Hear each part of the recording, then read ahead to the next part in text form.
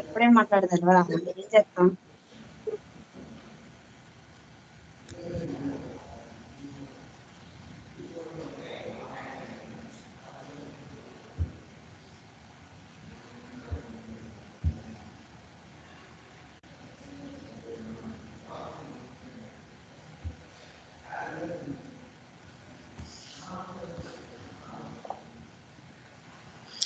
Yeah, good morning, every one of you. Good morning, sir. Hi, good morning. Okay, how was about yesterday's virtual industrial tour?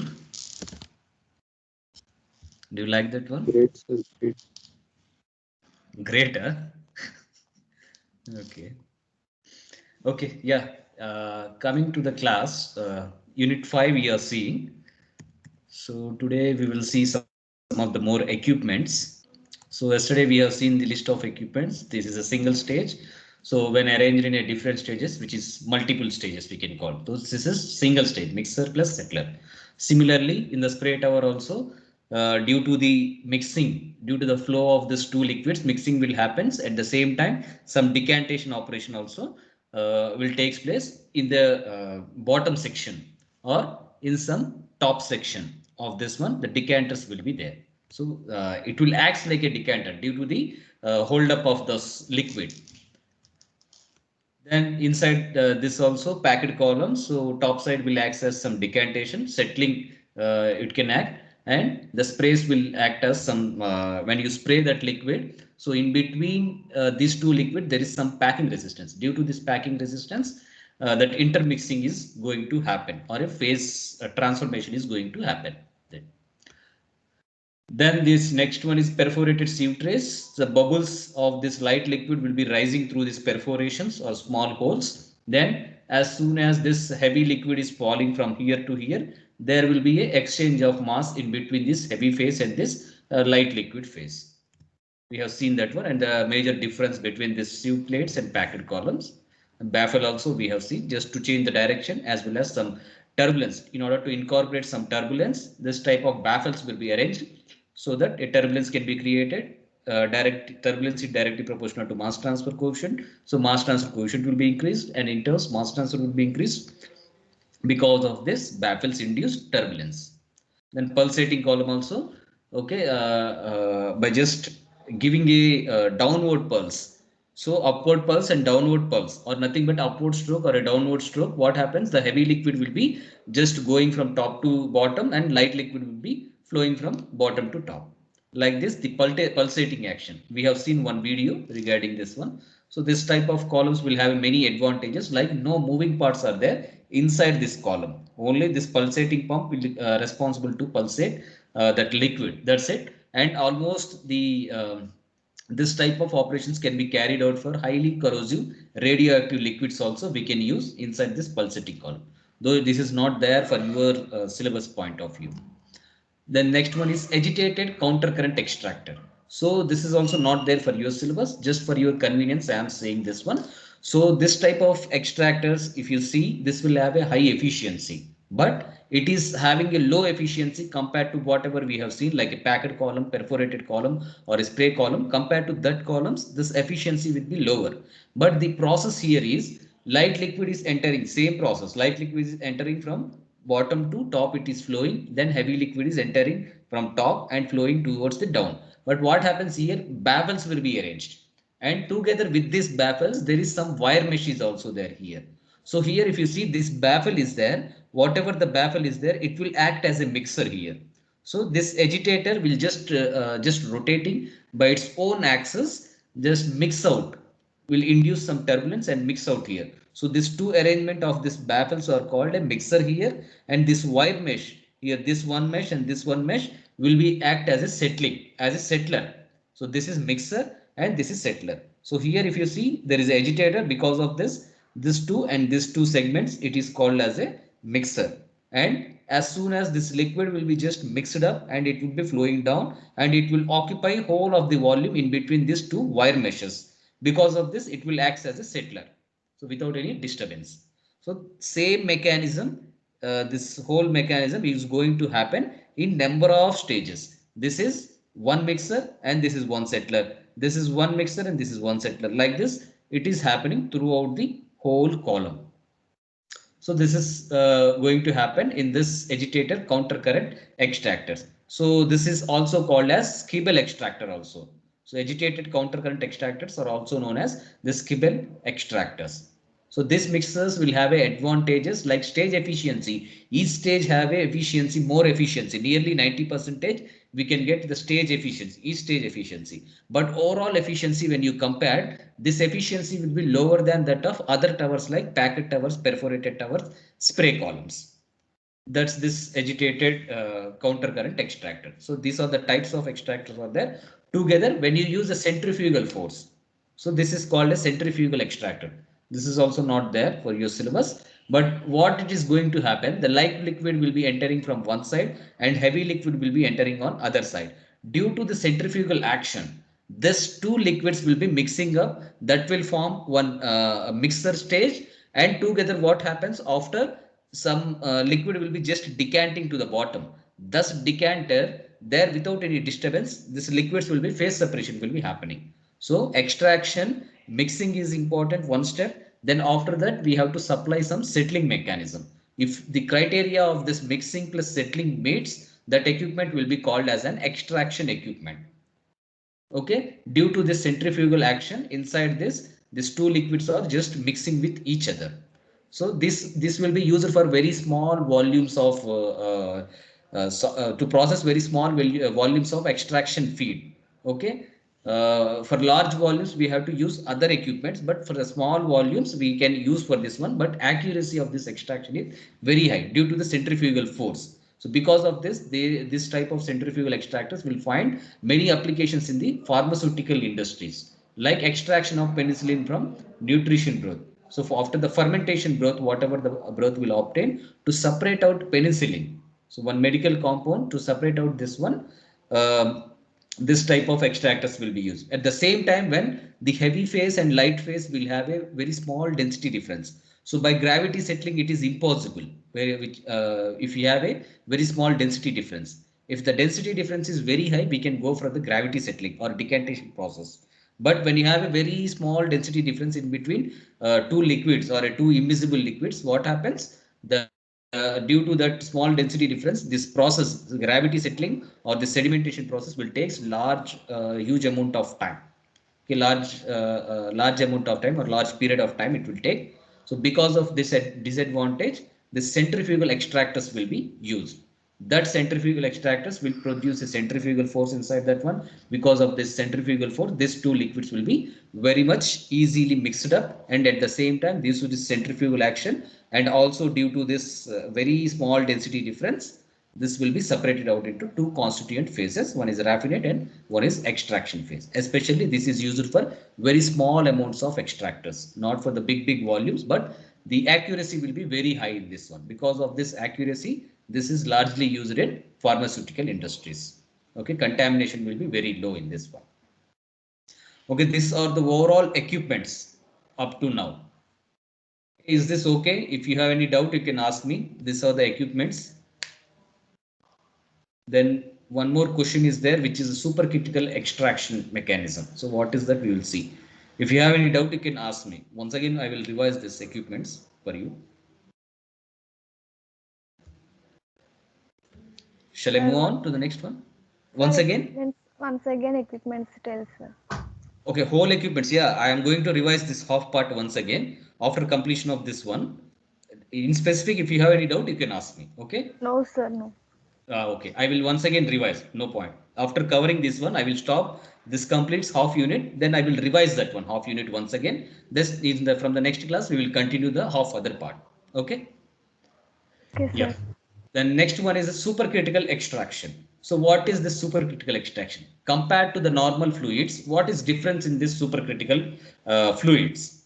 So if you see, extraction is nothing but just how this diffusion of this fluid, extraction fluid or a solvent is going inside that matrix of the liquid, immiscible liquid. A plus C. A plus C is one liquid and B is one solvent according to our terminology. Our extraction efficiency is largely dependent on this one, how this B is going to interact with A plus C. If the B is strongly diffusing inside this A plus C mixture, A plus C liquid, what happens? Then the efficiency of the extraction will be very high. Why? Because in the diffusion only, this B diffusion only, on this B diffusion only, the extraction overall mechanism will be dependent. When the normal fluid, when you impinge into this A plus C mixture, what happens? Its diffusion will be very limited. When you induce some turbulence, why mixing we are giving? To induce some turbulence, to just aid that phases to mix up.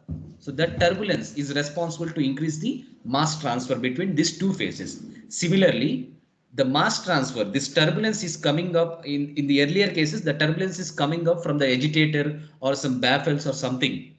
It is coming due to that equipment construction mechanism. Now here in the supercritical mechanism, what happens? The fluid will acts to create some turbulence. How it will be created? When you see the phase diagram, okay, you might probably know what is phase diagram.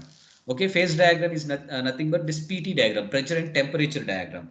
So throughout this temperature, if you see this region, okay, this curve region, two phases will be exist in this curve region, like solid and liquid. So two phase fluid is this one, solid plus liquid at this curve region. And above this curve, what happens? That particular component will be present as a solid phase, in a solid phase. And below this curve, what happens? It will be present as a liquid. Like this is example for water. Okay, water phase diagram is the basic phase diagram.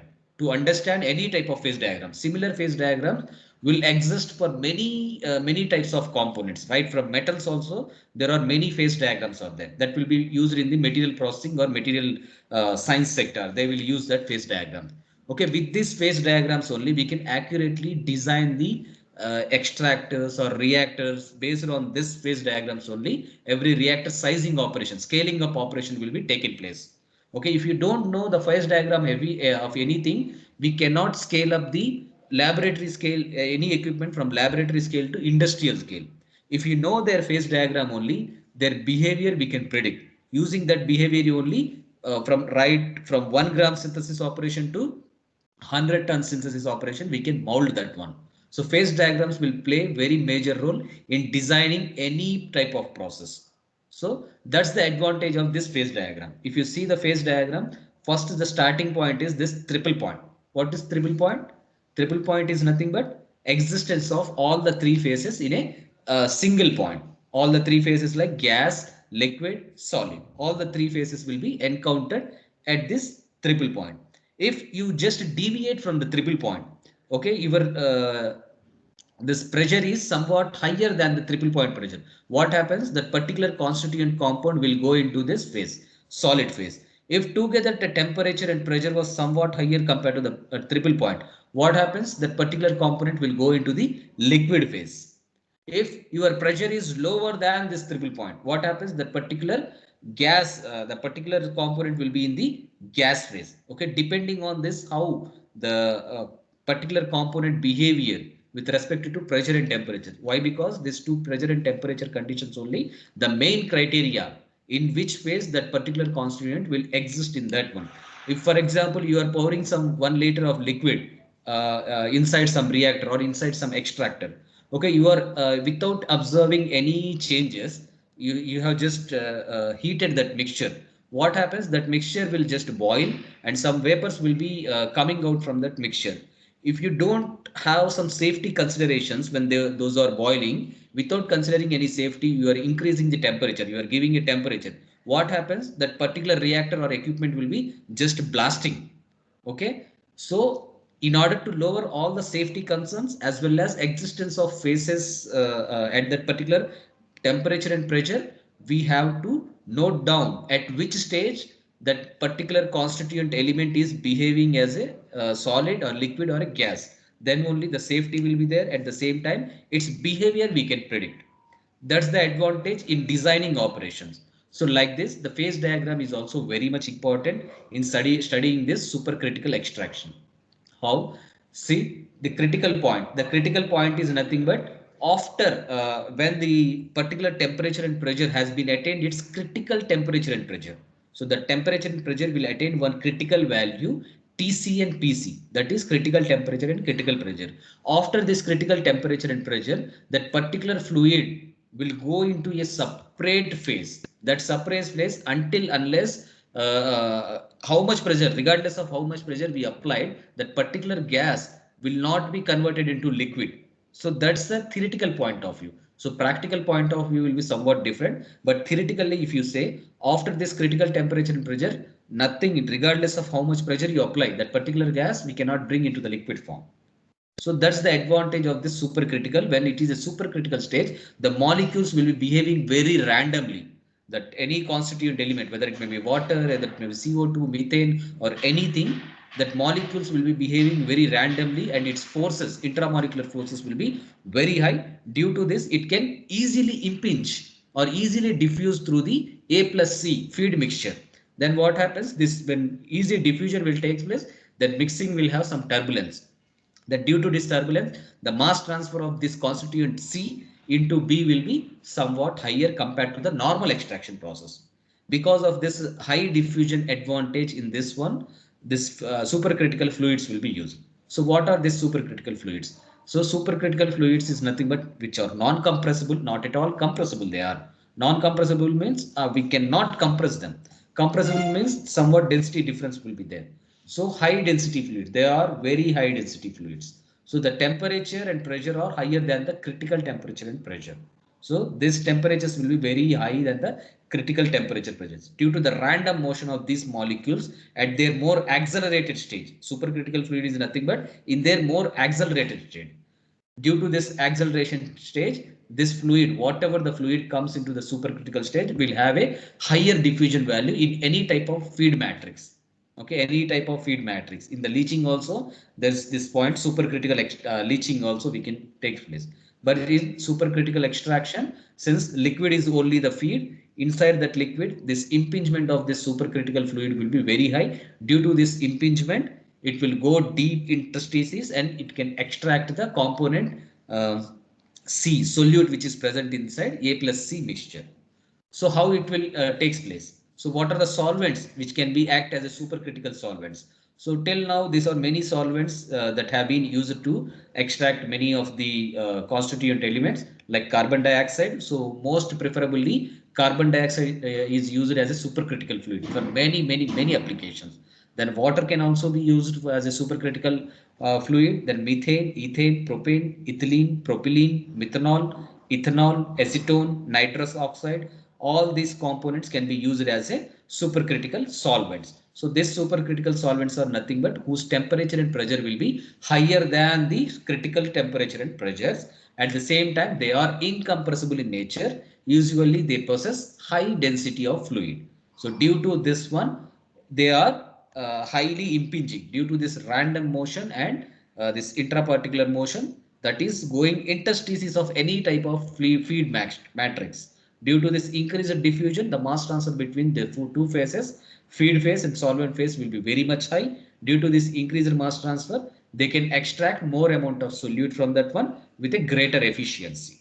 So that's the supercritical extraction, how it will be carried out. For example, CO2 as a supercritical fluid you are using, so that will be located in some cylinder. Then it will be passed through some heaters and cooling mechanism in order to maintain a suitable temperature. Then through pump. So by pressure, due to the higher pressure inside this cylinder, by pressure it can come up to this stage. But after that we require some pump, some suitable pump here, so that it will be pumped to the extraction cell. So this is extraction cell. So after any preheating, this is preheating coils. Through this preheating coils, the CO2 will be passed so that its temperature and pressure conditions will be accurately maintained. Since this is all pressure and temperature controlled cell, this one. So that supercritical fluid will be flowing like this one. So inside this extraction cell, there will be one what we call this one. Inside this extraction cell, already feed will be there. So through this feed, through that matrix of feed, this flow of gas will happen. When it is just impinging through this feed mixture, so it will just take up that solute molecules and it will come into this metered wall, pass it through metered wall, and inside, if required, some sample will be collected so as to test what is the solute component in the extract phase. like this, it will happen inside the supercritical extraction mechanism. So in the paper itself, I will show you. We have a work published in this supercritical stage. CO2 capture, we have published this one.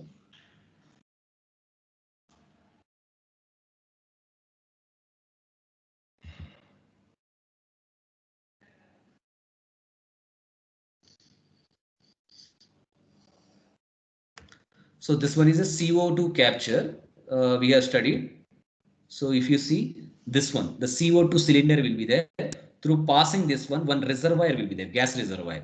Okay, we will adjust how much volume of CO2 has to be released inside this gas reservoir. After that, we will allow according to our calculated equilibrium cell. This equilibrium cell is nothing but extraction cell. Inside this one, some fluid, some ionic liquid will be there.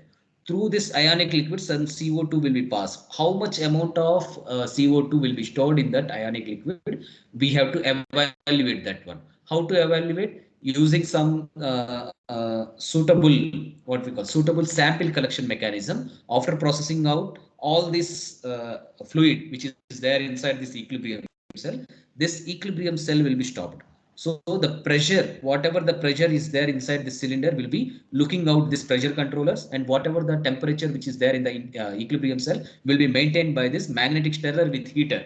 Heater will also be there. Usually magnetic stirrer we will say this one. So heating supply will be ensured using this magnetic stirrer, and pressure will be ensured using this cylinder and pressure controller setups through valves. So after passing this one, the CO2 will be absorbed inside the matrix of this inside feed mixture. Here in our feed mixture is ionic liquid we will give. Ionic liquid or some eutectic solvent we will say.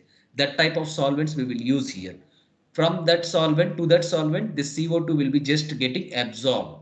Using this chiller, this temperature will be adjusted inside that one. For example, we want to maintain some 30 degrees centigrades. 30 degrees centigrades, we can give a magnetic stirrer command that 30 degrees centigrades you have to maintain. But that 30 degrees centigrades cannot be meet out inside this equilibrium column.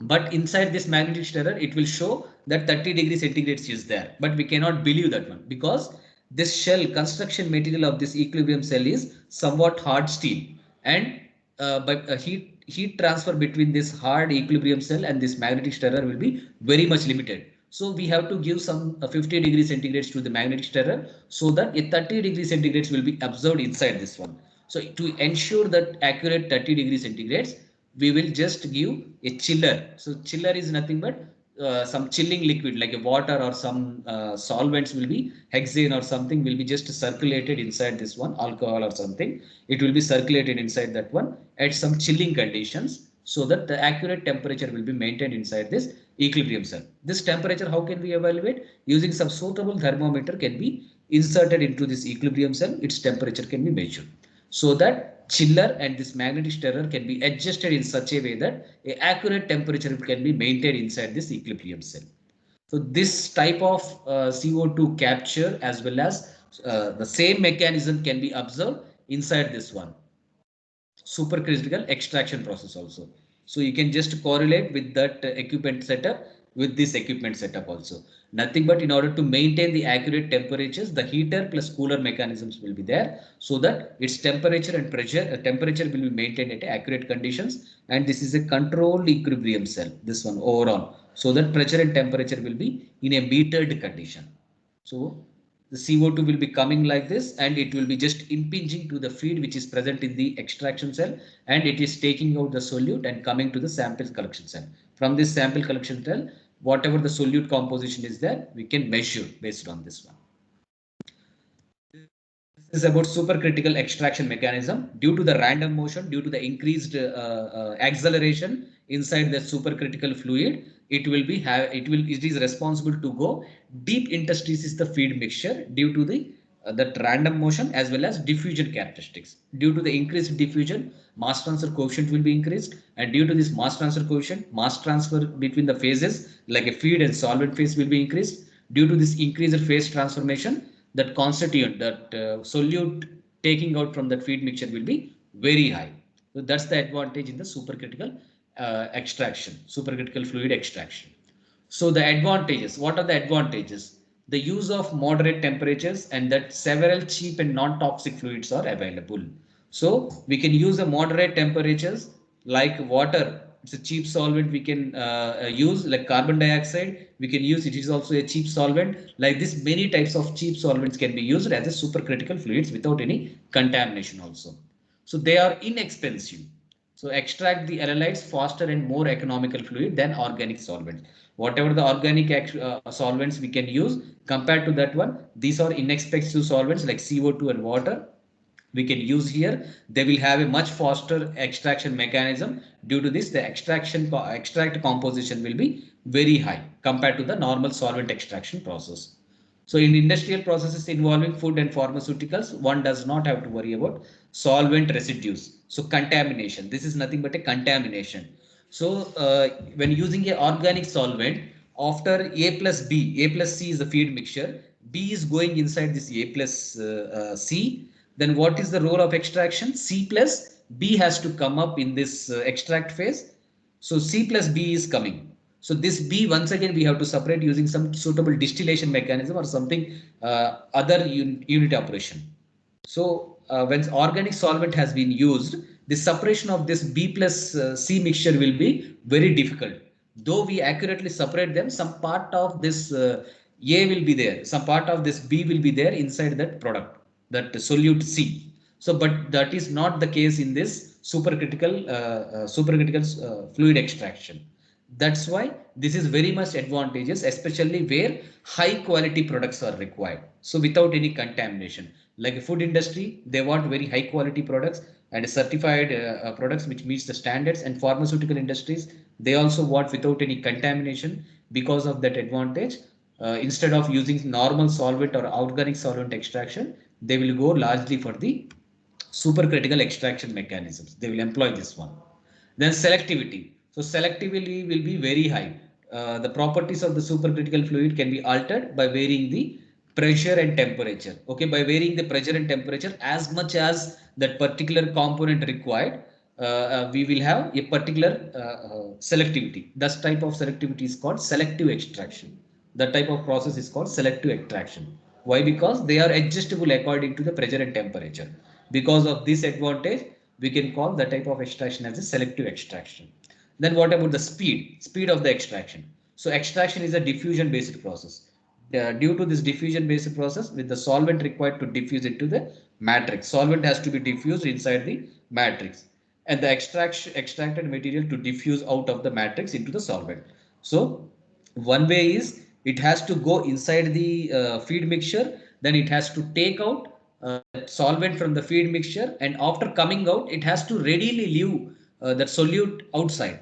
So the advantage of using this supercritical extraction is it can go, due to the highest diffusion, it can go faster into the feed mixture, as well as it can leave the feed mixture very easily, and as well as it can leave the solute molecular solute components behind easily also compared to the normal extraction process. So diffusivities are much faster in supercritical fluids than in liquids, and therefore extraction can occur faster. So that's the major advantage in this extraction, supercritical extraction process. What are the disadvantages? So disadvantages are, so face this whenever the gas or something reach this supercritical or superficial, we can say supercritical stage, what happens? It cannot be predicted. It cannot come into the phase diagram. So phase diagram, if you see, it is existed here only. There is no phase boundary after this one. So the designing of this extraction cells will be very difficult when you are going for the supercritical extraction. Some considerable safety parameters we have to evaluate. If you want, for example, in the normal supercritical stage, if you want 1 liter, okay, 1 liter of volume of cell, we have to give some 2 liters or something 3 liters. We have to design our reactors or extractor in such a way that it can incorporate an additional changes, sudden changes in the fluid behavior. So we have to take care of that one also. So the disadvantage, major disadvantage is phase equilibrium of the solvent or solute system is very, very complex and making design of extraction conditions very difficult. So if you observe some parameters inside the small scale design operation, for example, in the laboratory, you are having 1 liter volume of your extractor. So in that extractor, this supercritical fluid is working very well. Okay, your results are very wonderful. But what happens when you are scaling up this 1 liter volume of this extractor unit to some 100 liter or 1000 liters in the industrial scale? What happens? You have to consider many different parameters. If you have a phase equilibrium readily, you can use that phase equilibrium predictions very easily, and you can scale up this reactor from 1 liter to the 1000 liters. But there is no phase equilibrium, very complex phase equilibrium exists. Then what happens? You have to give some additional parameters to that one. So designing will be very difficult when we are using these supercritical solvents, though it have many advantages also. Then the most popular solvent is CO2, is non-polar. So it can only extract the non-polar solutes only. But to modify this to extract a polar solutes, we have to add some co-solvents. Okay, some co-solvents we have to add so that we can easily extract some polar compounds also from the mixture. So we have to use some other solvent also together with the cheap solvent like CO2. That's also a disadvantage. Then the use of high pressures leads to capital cost, because high pressures we are using. We have to design a extractor column with a thick shell. Okay, the steel consumption, steel or whatever the construction material we are using, that construction material has to be very thick. Okay, the shell thickness has to be very much high. Why? Because we are using very much high temperatures, like after TC or PC, critical temperature and critical pressure. So the designing will require a heavy capital cost, as well as to just bring that particular solvent to the supercritical stage. We have to heat them. We have to give them pressure beyond the TC and PC, critical temperature and critical pressure. That will also increase the operating cost, as well as due to the construction material, we have to increase the thickness. That will increase the capital cost. So operating cost will be very high and capital cost or a fixed cost will be very high inside this usage of this supercritical extraction. The next one is the requirement per high pressures increases the cost compared to conventional liquid extraction. So supercritical extraction will only be used where there is significant advantages. Okay, we have to first compare, is it advantageous to use supercritical extraction, or otherwise it is okay, can we use the normal extraction process, normal conventional liquid extraction process or not. If we have many advantages, if you want without any contamination, there is no choice. We have to go directly for the supercritical extraction. If you don't want that much high purity or something, if you can allow some contaminant into that one, we can use a normal liquid extraction process. So by our judgment only, the usage of this process will be dependent. So these are the advantages and disadvantages of supercritical extraction process. Okay, this has been asked many times in your old question papers, supercritical extraction. I hope you understood this one, supercritical extraction. Yes, sir. Yeah. Okay, then practical applications. What are the applications which are there in the supercritical extraction? So food industry. So decaffeination. So to carry out the decaffeination of a coffee beans, so this process can be used. What is caffeine? Caffeine is the normal contamination or a constituent which is there inside this coffee. Okay, why this caffeine will be present inside this one? In order to get a good sound sleep, inside our brain, there is one hormone which is a dopamine, we will say. That dopamine is responsible for our sleep. If you don't have enough quantity of dopamine inside you, you will not get sleep. So because of this stress also, dopamines will not be released by our brain. That's why many people can't sleep in the night or something. They will not take rest. So to stop sleep also, this caffeine products like a coffee is very much responsible. How it will stop? It will gives a command to the brain that you don't release dopamines. If you don't release dopamines like that, then what happens? The brain will automatically, due to this caffeine, it will stop. It will restrict the release of dopamine. Because of that, it will not release the dopamine hormone inside our brain. Because of that, many people will not experience a sleep. So that's the advantage of it. Caffeine products, especially coffee products. So adverse, this coffee caffeination will be very high in the coffee beans, means it will have a very health hazards. Okay, people will have a chronic diseases due to this one. So caffeination, the caffeine quantity in the coffee also very much limited. Okay, we have to limit that quantity. Some harvest, some coffee beans will have a very much high amount of caffeine inside this one. To limit that one, the solvent extraction process is very much useful. So solvent extraction or supercritical extraction. So supercritical extraction process is very much useful for the decaffeination of coffee beans. This is one food industry application. Then leaching of plant matters to extract essential oils. So essential oils compared to the normal oils, they are very costly. We know that one. So essential oils needs to be somewhat pure. Okay, their purity matters a lot because they are selling with very high prices. So their purity matters a lot. So for the purity, we have to go for supercritical extraction process. So in that type of process also, this is very much advantageous. And extraction of cork from cork taint. Cork taint will be there. Inside the taint, we have to extract some cork. Okay, how to tell? You just Google this one, cork taint. Okay, in normal word, I don't know in Telugu. So next one is this cosmetic industry. So many of antioxidants will be there inside the fruits and vegetables. From these fruits and vegetables, that antioxidants they have to extract. Okay, for the health reasons or cosmetic reasons, they have to extract that one. So how they can extract? Using the supercritical extraction process, using the CO2 as a supercritical fluid, they have to extract. What are these antioxidants? Like polyphenols, carotenoids and tocophenols. So all these are nothing but vitamin E compounds, or they are present in this food and vegetables. So like carrots, we can add beta carotene.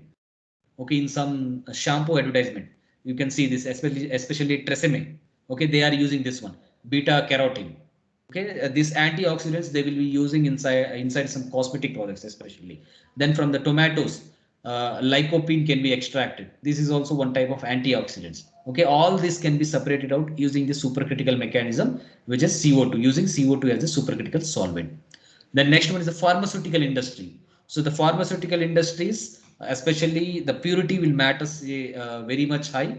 So among the spectrum of extracts obtained from the plants, diterpenes, which is antioxidants, and triterpenes, or even tetraterpenes can also be extracted in the pharmaceutical sector. So to extract all this from some useful plants, so they will use supercritical CO2 extraction mechanism only. The next one is the polymer plastic industry. So supercritical CO2 is a good plasticizing agent. So the plasticizing agent, as a plasticizing agent, it is having a very important role which is played in the polymer industry. They will, by using this supercritical CO2, by impinging that into some plastics, what happens? It's polymeric properties like a resistance, thermal stability, purity will be increased. Because of this advantage, supercritical CO2 will have to play a major role in the plastic and polymer industry also. So example is given here. For every monomer, for every polymer, monomer is a starting point. In the monomer purification, everything we can apply this supercritical fluids. Then chemical industry. So in the preparation of catalyst and biocatalyst, the supercritical CO2 is playing very much high role. So industrial, one of the industrial application is this hydrogenation of aromatics. Hydrogenation is nothing but addition of hydrogen. Hydrogenation of oils we have seen in the CT2. In similar way, hydrogenation of aromatics also, the CO2 is very much useful. Then materials science industry, material processing industries like aerogels, drying of aerogels. Aerogels is nothing but this one. Some sheet will be there. Inside them, some sheet. This will be prepared with some gel. Okay, in the preparation of gel, instead of using some liquid, they will use a gas. Okay, some suitable gas they will use. Because of this, instead of liquid, when they are using this gel, what happens? Its density will be very low. Its weight will be very much reduced.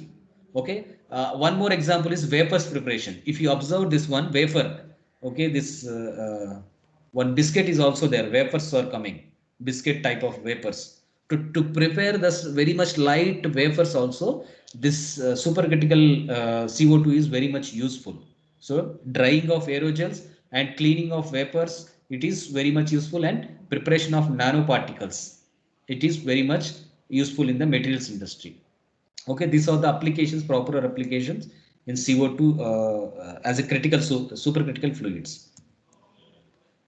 Once again, I will just revise this one. Extraction.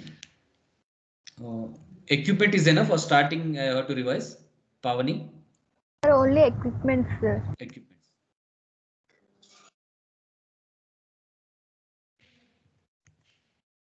Yeah. Okay. Equipments. Okay. Based on stages, they have classified as single stage equipment and multi-stage equipment. So criteria in order to carry out this leaching, this extraction process is, one thing is we have to mix them. So mixer is required. The second one is we have to phase separate them. So that is settler we have to supply. So if any equipment meets this criteria, mixer plus settler, so that will be called as an extraction equipment. So that type of extraction equipments are classified based on the stage. If there is only one mixer plus settler is there inside this equipment, that equipment is called as a single stage equipment. If more than one mixer, one settler is there, that equipments are called as a multi-stage equipments. So single stage equipments are defined. There are mixer and settlers. If there is a one mixer and settler, that is called as a single stage equipment. If more than one stage is there, that is called multi-stage equipment. So for the single stage equipment, there is a mixer settler is there. If you arrange the same mixer settler in the series, then that is called as a multi-stage mixer settlers. Then multi-stage equipments are, there are many multi-stage equipments. In the specialty of this multi-stage equipment is, inside a single column there may be a many number of stages, mixer plus settler.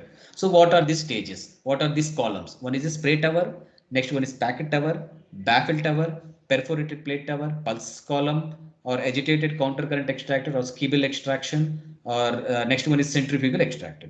These are there, all these columns which can satisfy the existence of mixing plus settling mechanism is called as a multi-stage equipment. Inside a single column, there are many stages. So that's the remembering point.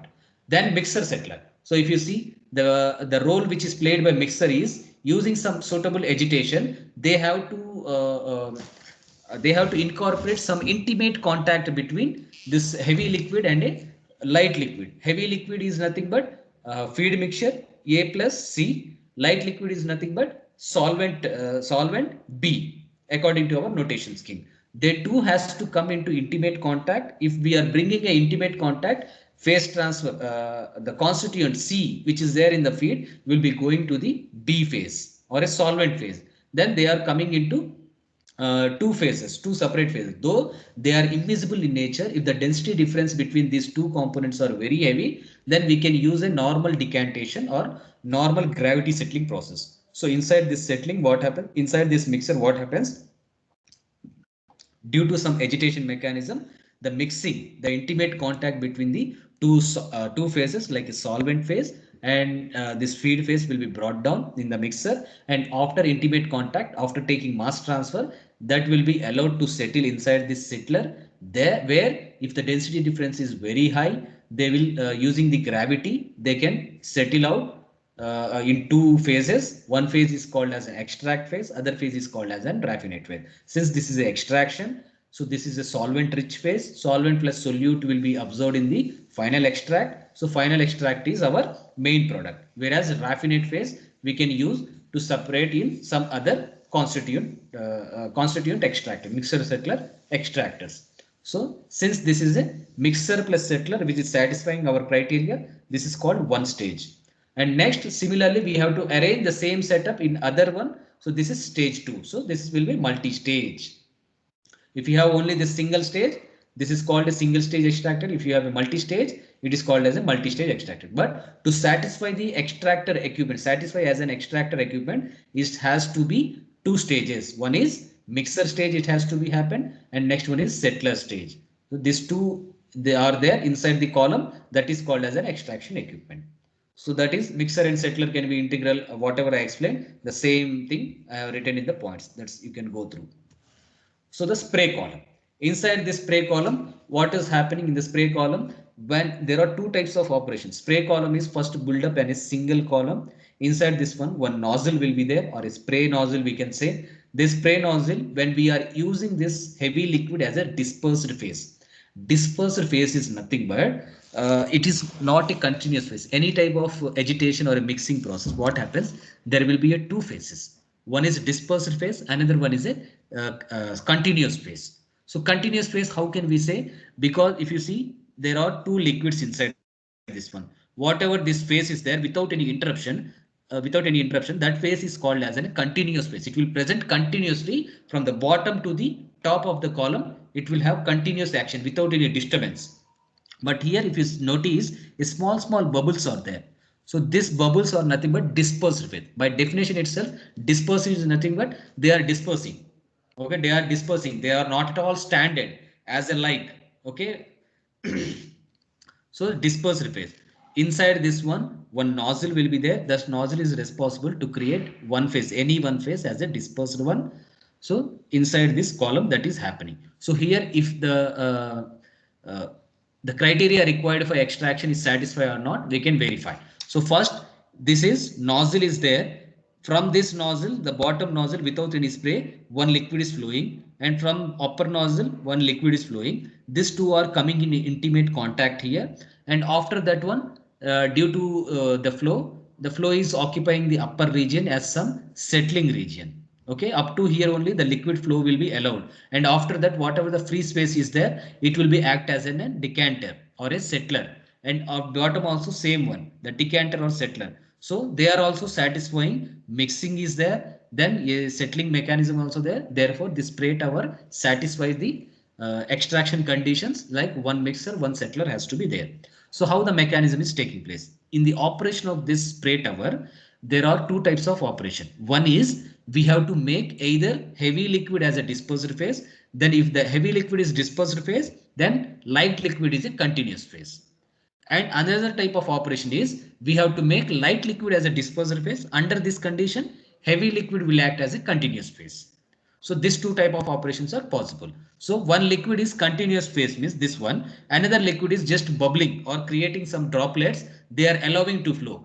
Through this small droplets, what happens? The mixing will take place between this continuous phase and dispersed phase. Why? With the dispersed phase only it is possible, because another liquid also continuous phase, means what happens? Due to the immiscibility of these two liquids, one is solvent and feed phase, they will not at all mix up with each other. When you are applying a small bubbles, the area for mass transfer is this circumference of this bubble.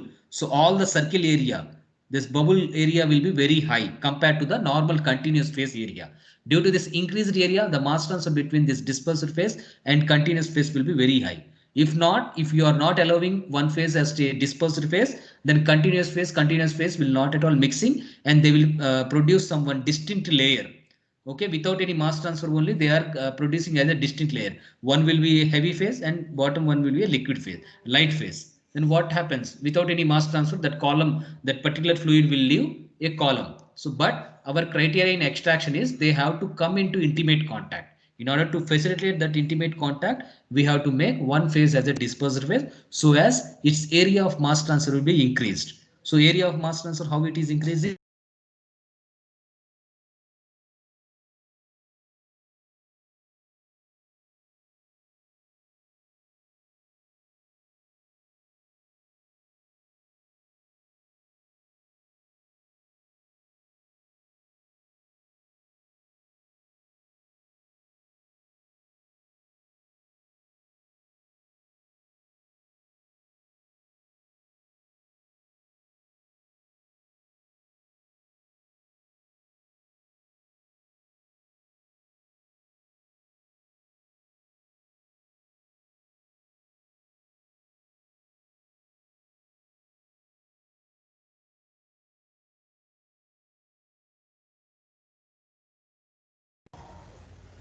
Hello.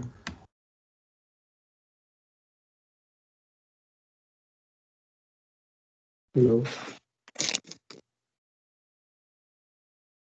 Struck అయిందారా నీకు కూడా? అవును. Current పోయింది అనుకుంటా, పోయింది మొత్తం.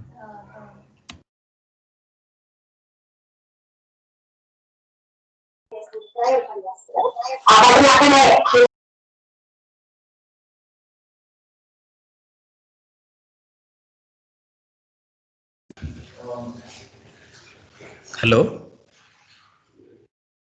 Sir. Yeah. Okay. No power here. I will continue.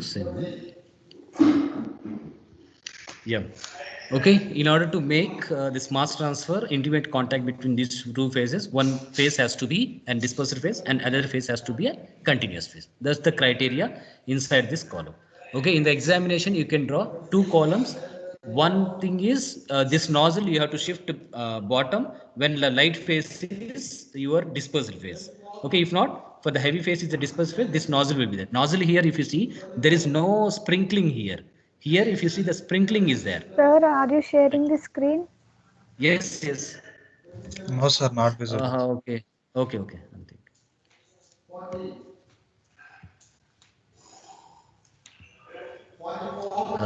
Now, okay? Is it visible? Yes, sir, it's visible. Yeah.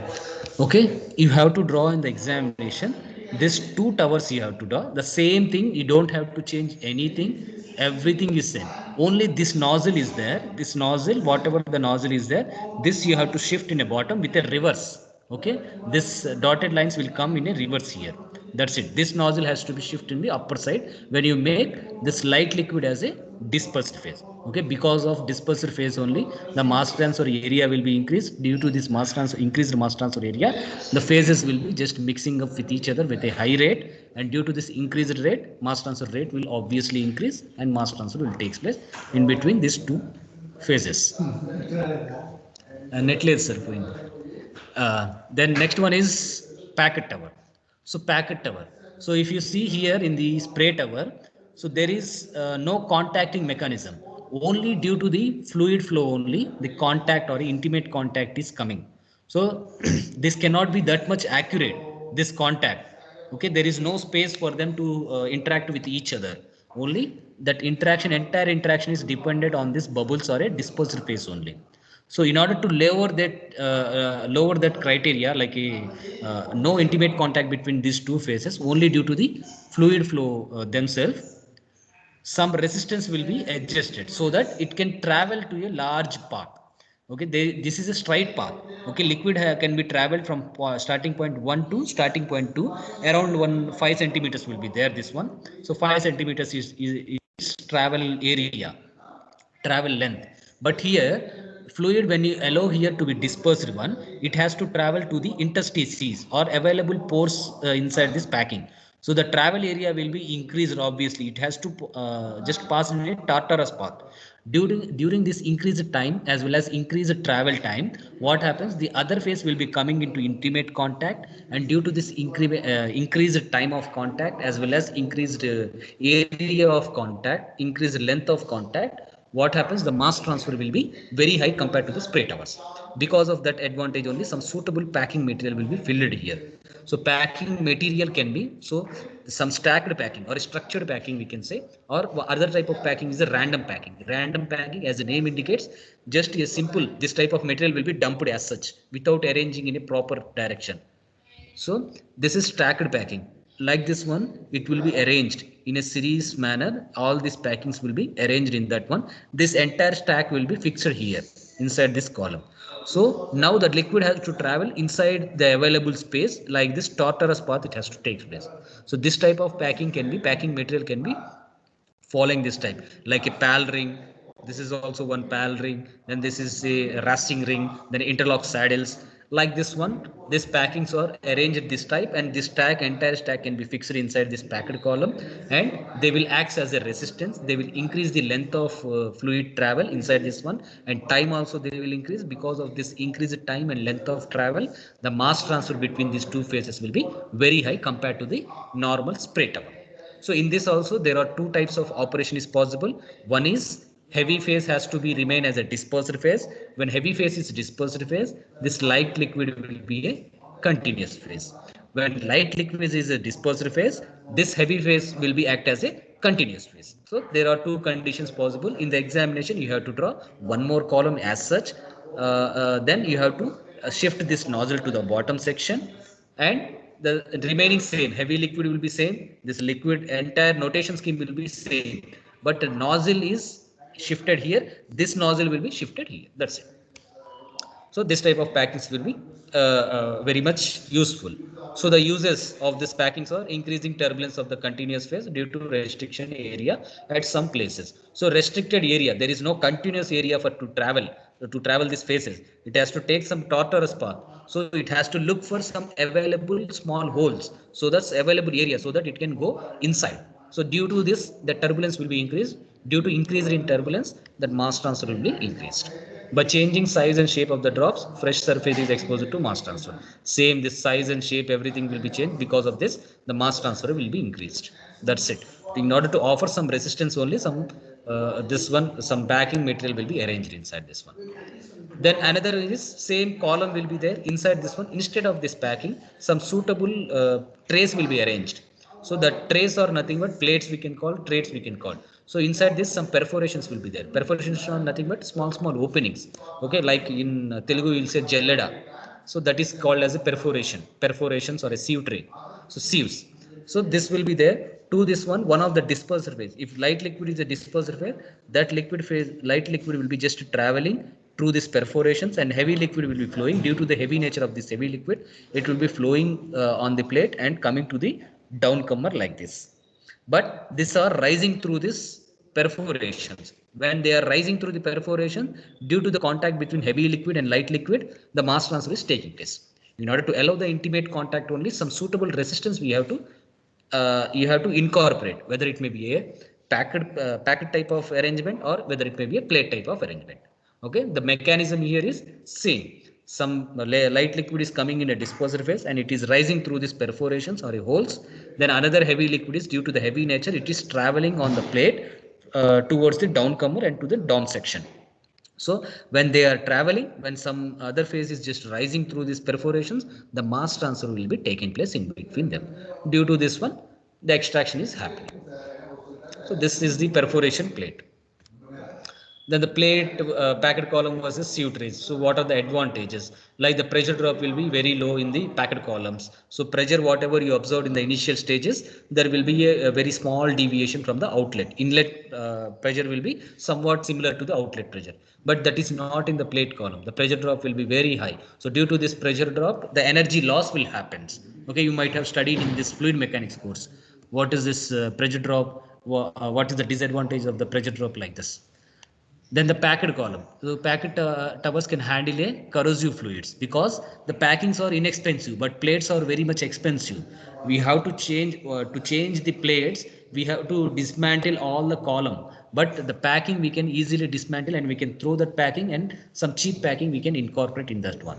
Okay, packing is not at all expensive, but plates are very much expensive. Because of this reason, they can handle a corrosive fluids. They cannot handle, this plate column cannot handle a corrosive fluids. So cannot be used when suspended particles are present, because the openings will be very less. Due to this openings, very less openings, that will be blocked. That openings will be blocked if there are some suspended particles inside this one. When there are no suspended particles, we can directly go for the plate column. Then not used for large diameters due to distribution problem. So large diameters of columns we cannot use this packet tower, whereas when you have a large diameter columns, we can use this plate columns. Then baffle tower. So baffle tower is in order to induce some turbulence as well as change in direction. Okay, change in direction, some baffles will be arranged like this. What happens when some liquid is flowing like that? It will flow in the straight path without any baffle.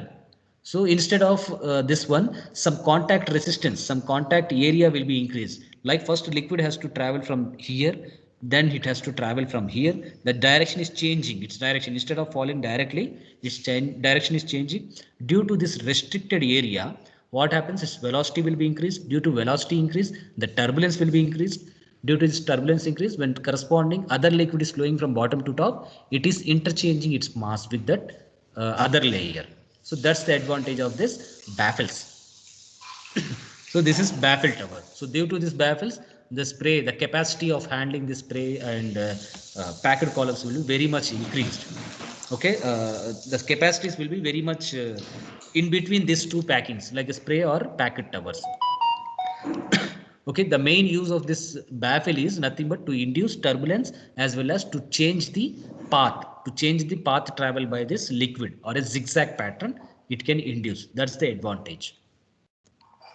That pulsating column. So in the pulsating column, what happens? There is no moving parts inside this column. Only moving is fluid is moving. How the fluid is moving? Okay, light liquid will be in a dispersed phase when what happens, upward stroke is just giving, light liquid will be act as a dispersed phase. Suddenly it is rising. When it is downward stroke is happening, what happens, heavy liquid will just flow to the top side, in just flow to the bottom side in a just continuous phase, almost in a continuous phase. That statement is there here. The pulsation causes the light liquid to be dispersed into heavy phase on the upward stroke. When upward stroke pulsating pulse is happening, then what this is happening, the dispersed phase, this light liquid will be dispersed into the continuous phase or a heavy phase, and the heavy phase to the jet into the light phase. So heavy phase in a jet speed they are flowing when there is a downward stroke. So that's video we have already watched. So the advantage of this one is they are and there are no moving parts, there is no corrosive nature inside this one, only shell material is, if that is corrosive, that is disadvantage. But due to this no moving parts, we can exclusively use this highly corrosive or radioactive liquids inside this column. That's the advantage. The next one is agitated countercurrent extractor. Inside this one, there is one mixer. This whatever the baffles are there, the baffles, two baffles arrangements are there. Inside this baffles, one agitator will be just rotating with the use of a shaft, rotating shaft. So mixing it is satisfying, and then this wire mesh. Yeah, just completing. Okay, due to this wire mesh, some settling will be happening throughout this region. The settling, mixing is there and settling is there. Because of this, we can call this as one type of extraction equipment. So all this throughout this column, there are many agitators will be there. So for each stage, there will be one agitator. For each stage, there will be one mixer, there will be one settler. For each stage, there will be one mixer and one settler. Like this, these are arranged in a series fashion. Centrifugal. Due to the centrifugal action, two fluids are coming from one direction to the other direction. Due to the centrifugal action, they are just mixing up with each other. And if the two liquids, like heavy liquid and this light liquid, is having much low density difference, okay, the density difference is not that much high, then we can go for the centrifugal extractor. And at the same time, due to the centrifugal action, the separation is also very effective. Because of this, there is no contamination in the extraction process. Due to this advantages, especially the centrifugal extractors can be used in the pharmaceutical as well as food processing industries. Super critical. That's what. Okay, is it okay, Pavani? Yes, sir. Thank you, sir. Yeah, if you have any difficulty, just ask me next time also. If you want n number of times, I can explain. No problem in that one.